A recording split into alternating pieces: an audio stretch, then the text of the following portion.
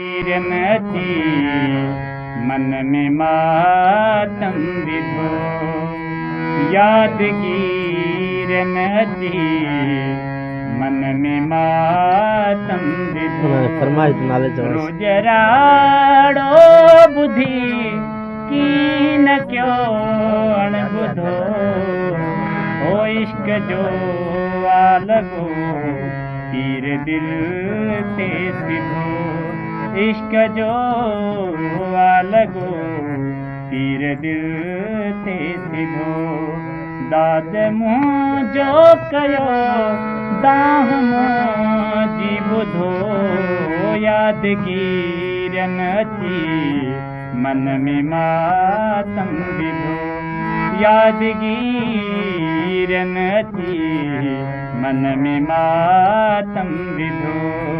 रोज राड़ो बुद्धि की न क्यों बुधो है यादगीर नची मन में मातम विधो। फरमाश ले आजाद सरगाणी जी, हुसैन अली सरगाणी जी, मुख्तार अली सरगाणी। रात जो आप हर बंद बलबो बचूं चंद्र खामोश खामोश तारा कत्यूं रात जो आप हर बंद बलबो बचूं चंद्र खामोश खामोश तारा कत्यूं माथो तड़े पालू छां लोक प्यो वासुतो माथो तड़े पालू छां लोक प्यो वासुतो मुझी हालत ते को ध्यान दियो दोस्तो यादगीर नची मन में मातम विधो यादगीर नची मन में मातम विधो रोज राड़ो बुद्धि की न क्यों बुधो इश्क जो आलगो तीर दिल ते सिधो दाद मुँह जो कयो दाह जी बुधो यादगीर नची मन में मातम विधो।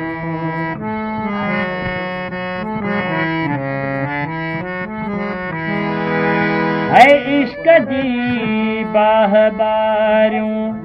हलियो वियो परे याद माज़ी करे दिल थी सुध का भरे इश्क जी बाह बारूं हलियो वियो परे याद माज़ी करे दिल थी दाहूं करे चौपरी खे वनी सार मुँह जी लहे चौपरी खे वने सार मुँह जी लही हीरो सण जो करे बंद हाणे धंधो यादगीर नची मन में मातम विधो रोज राड़ो बुद्धि की न क्यों बुधो यादगीर नची मन में मातम विधो है इश्क में आमिली बेकरारी रुगो इंतजारी रुगो आहजारी रुगो है इश्क में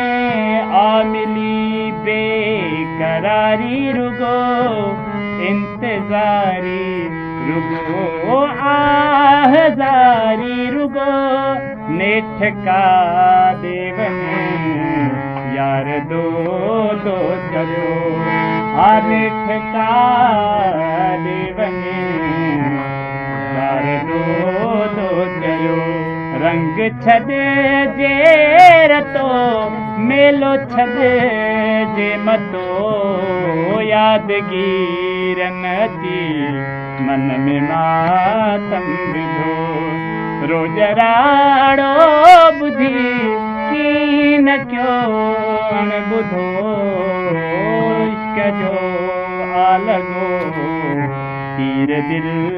ते सिधो दाद मुँह जो कयो दाह मुँह बुधो